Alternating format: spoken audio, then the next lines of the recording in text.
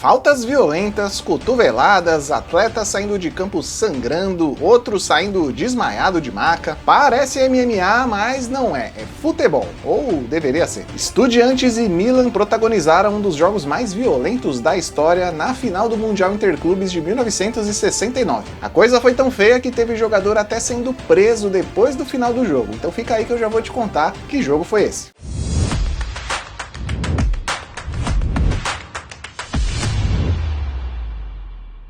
Quem viveu na década de 1960 assistiu a confrontos históricos entre europeus e sul-americanos. De 1960 até 1979, os campeões da Copa Libertadores e da Champions League se enfrentavam em jogos de ida e volta para definir quem seria o campeão mundial daquela temporada. E diferente dos dias de hoje, os times da América do Sul batiam de frente com os europeus e faziam jogos bastante equilibrados. Para você ter uma ideia, de 60 até 79 foram disputados 18 jogos entre europeus e sul-americanos, com 10 vitórias para a América do Sul e 8 vitórias para a Europa. De 60 até 79, na verdade, dariam 20 jogos, mas em duas ocasiões os jogos não rolaram, ou por falta de calendário entre as duas equipes, ou porque os europeus se recusavam a jogar por conta da hostilidade sul-americana. Em alguns desses jogos, o motivo da vitória dos times da América do Sul era realmente o elenco, como no bicampeonato do Santos de Pelé, Pepe e Coutinho em 62 e 63, vencendo Benfica e Milan. Já em outras ocasiões, o futebol sul-americano vencia mesmo na base da violência. A truculência dos times, principalmente argentinos e uruguaios, era tão grande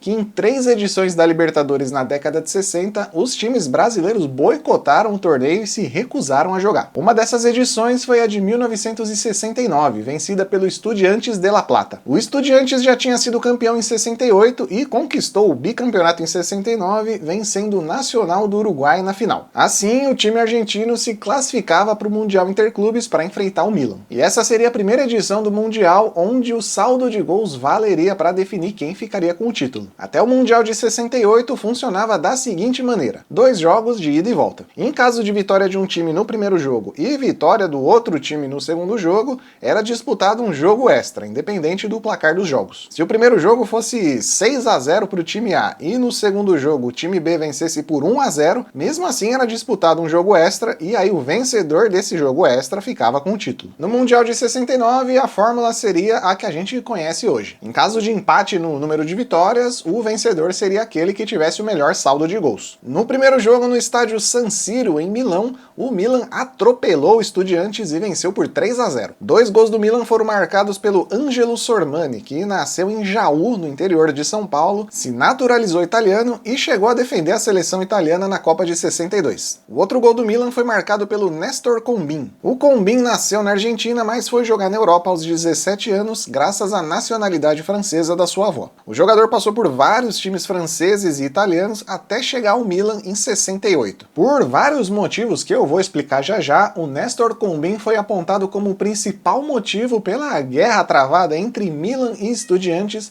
no jogo de volta, um mês depois do 3-0 lá em Milão. Numa entrevista a uma revista argentina em 2015, o lateral Raul Madeiro, que defendia o Estudiantes, contou que logo após a vitória do time italiano, o Néstor Combin provocou os jogadores argentinos, dizendo que o salário mensal que ele recebia na Itália era o equivalente a 2 anos de salário dos jogadores argentinos. E isso provavelmente deve ter enfurecido o time do Estudiantes, que deve ter pensado: beleza, quer falar de salário? Então vamos chegar lá em Buenos Aires que vocês vão ver o negócio. A partida de volta foi disputada no estádio La Bombonera, tradicional estádio de Buenos Aires que transforma qualquer jogo para o adversário num inferno. Na entrada dos jogadores italianos em campo, aquela ótima recepção. Cusparadas, moedas e até café quente foram atirados nos jogadores do Milan. No aquecimento antes da bola rolar, o goleiro do Estudiantes, o Alberto Poletti, ameaçava o Néstor Combin dizendo: porco traidor, vamos quebrar as suas pernas. E a gentileza argentina, claro, era devido ao fato do Combin ter saído da Argentina antes de completar 18 anos e por isso para os argentinos ele era um traidor da pátria. Antes da partida começar, uma cena inusitada. O trio de arbitragem dando aquela conferida na sola das chuteiras dos jogadores argentinos, talvez procurando alguma faca, uma tesoura, um estilete escondido.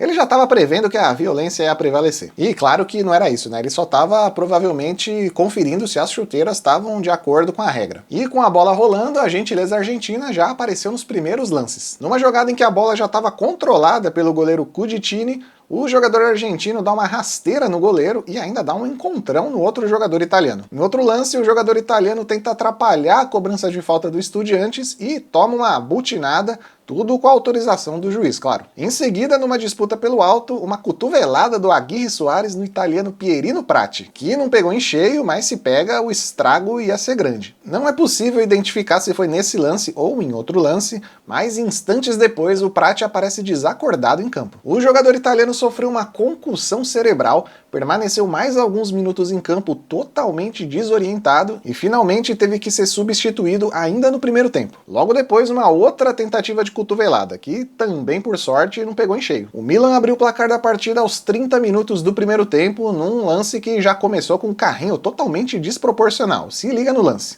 Na sequência, o Gianni Rivera avançou com a bola, driblou o goleiro e abriu o placar do jogo. Milan 1-0. Em 69, o Rivera foi eleito o melhor jogador do mundo e recebeu a bola de ouro da revista France Football, numa época em que só os jogadores europeus recebiam um prêmio. Na comemoração do gol do Rivera, o goleiro Alberto Poletti ficou bravo, tentou chutar a bola num jogador do Milan, partiu pra cima pra arrumar a confusão, enquanto os repórteres e fotógrafos aproveitavam pra invadir o campo pra garantir uma foto boa pro jornal do dia seguinte. O Estudiantes quase empatou o jogo nesse lance meio bicicleta, meio voleio, meio puxeta, sei lá, qual nome você prefere? Deixa aí nos comentários. O goleiro italiano Cuditini voltou a sofrer com a violência argentina em outro lance em que ele estava com a bola totalmente controlada, mas sofreu mesmo assim um encontrão do jogador argentino. Em alguns raros momentos da partida, o futebol apareceu. Nesse lance, o zagueiro argentino vai carregando a bola, driblando todo mundo, ele até tenta dominar a bola, mas não consegue graças ao campo totalmente esburacado, e na hora de chutar faz essa lambança. Mas as agressões continuaram logo em seguida, como nesse lance em que o jogador argentino dá um chute sem noção no italiano que voa pra fora do campo. Ele ainda tenta se justificar pro juiz, dizendo ali, pô, foi só um chutinho assim, de leve. Antes do primeiro tempo acabar, aos 43 minutos, depois de um bate-rebate na área, o Conigliaro empata o jogo pro Estudiantes. O jogo mal tinha recomeçado e o Estudiantes marcou o segundo gol com o Aguirre Soares. Em 2 minutos, o Estudiantes virou o jogo e todo mundo já imaginava uma reação histórica do time argentino. E na minha opinião, assistindo o jogo completo que tá disponível aqui no YouTube, é só dar uma procurada aí,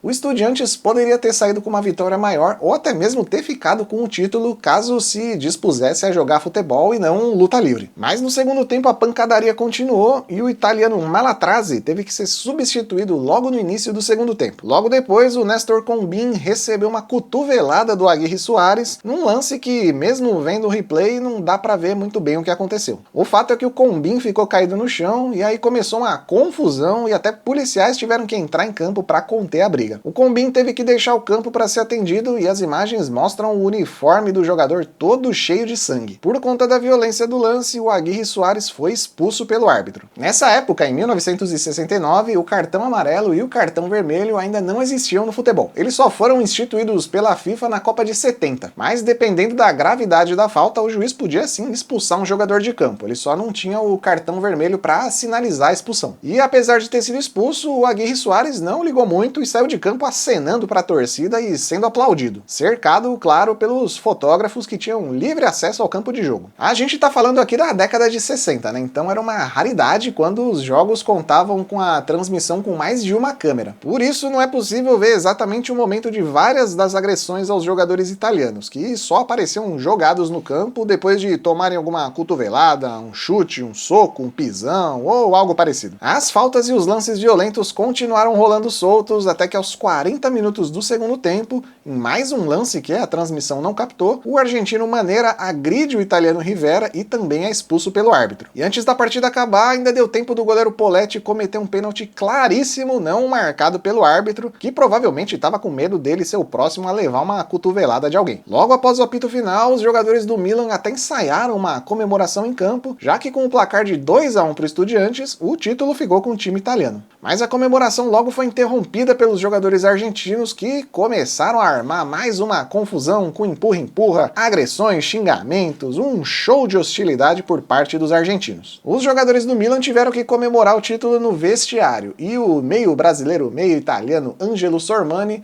contou que entregaram para o time uma taça totalmente torta, como se alguém tivesse jogado no chão de propósito. O Néstor Combinho, principal alvo das agressões, acabou tendo que ser hospitalizado após o final da partida e mesmo no hospital ele acabou sendo preso. A raiva dos argentinos com o jogador tinha um motivo envolvendo um patriotismo. Como o Combinho saiu da Argentina e foi para a Europa com menos de 18 anos, ele não cumpriu o serviço militar obrigatório na Argentina. Por isso foi considerado desertor pelo exército argentino, um crime passível de prisão. O jogador só foi solto no dia seguinte à partida, quando o embaixador francês lá na Argentina intercedeu, negociou e conseguiu comprovar que o Combin tinha sim prestado serviço militar lá na França. Mas não foi só o Combin que foi para a prisão. 3 jogadores do Estudiantes também foram presos. Horrorizado com a violência do jogo, o presidente ditador da Argentina, o Juan Carlos Onganía, determinou a prisão de 3 jogadores do Estudiantes. O goleiro Poletti, o Aguirre Soares e o Eduardo Maneira. Esses 2 últimos que tinham sido expulsos durante o jogo. E provavelmente o presidente argentino só decretou essas prisões para diminuir as críticas do mundo todo em cima dos argentinos, né? Porque um presidente ditador chocado com violência é uma coisa que não existe. Os 3 jogadores do Estudiantes permaneceram 30 dias presos e receberam suspensões bem pesadas. O Aguirre Soares ficou suspenso por 30 jogos e foi proibido de disputar partidas internacionais por 5 anos. O Eduardo Maneira recebeu 20 jogos de suspensão e 3 anos fora de partidas internacionais. Já o goleiro Alberto Poletti levou uma punição bem maior, foi banido para sempre do futebol. Mas quando o governo do presidente Juan Carlos Onganía caiu no ano seguinte, o Poletti recebeu uma anistia e foi liberado a voltar para o futebol. As fotos da selvageria estamparam jornais e revistas no mundo todo, com destaque para o Néstor Combin com o rosto desfigurado por conta das agressões. E mesmo todo machucado e com o nariz sangrando, ele posou felizão com a taça de campeão mundial. O Combin afirmou numa entrevista após o jogo que acreditava que os jogadores argentinos estavam dopados ou drogados, tamanha era a agressividade em campo. O goleiro do Estudiantes, o Alberto Poletti, numa entrevista em 2005, concordou que o futebol da época era violento. Pô, só faltava ele falar que não, né? O Poletti ainda disse que antes da partida começar, um coronel das Forças Armadas do Exército Argentino entrou no vestiário do time e disse ganhar ou morrer, e isso teria inflamado o time argentino. O ex-goleiro ainda lembrou que a Argentina passava por uma situação conturbada, com greves e protestos por todo o país, e que o exército exigia a vitória do Estudiantes para tentar encobrir o caos que o país vivia. E por conta da violência excessiva por parte dos times sul-americanos contra os times europeus,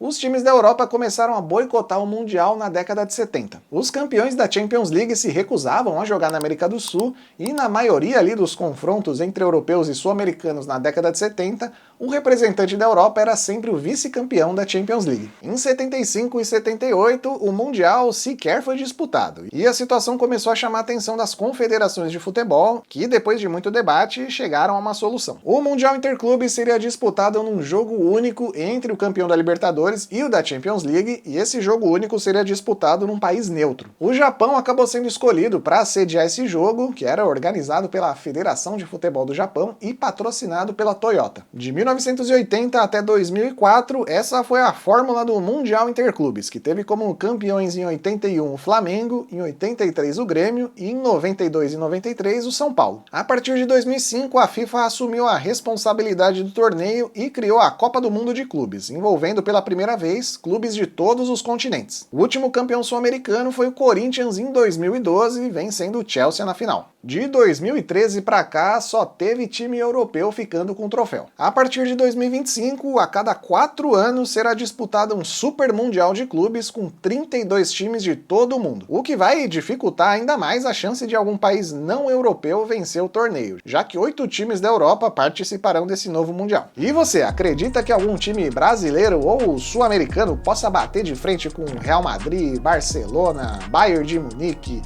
Manchester City? Deixa aí nos comentários. Enquanto você comenta, eu vou deixar um vídeo bem legal aqui, ó, para você continuar no canal. O dia em que a Portuguesa enfrentou o Real Madrid e quase venceu o time espanhol em pleno estádio Santiago Bernabéu. Se não fosse uma ajudinha da arbitragem, a Lusa entraria para o seleto grupo de brasileiros que venceu o Real Madrid. Mas vai lá assistir o vídeo para entender melhor a história. Eu fico por aqui e até o próximo jogo.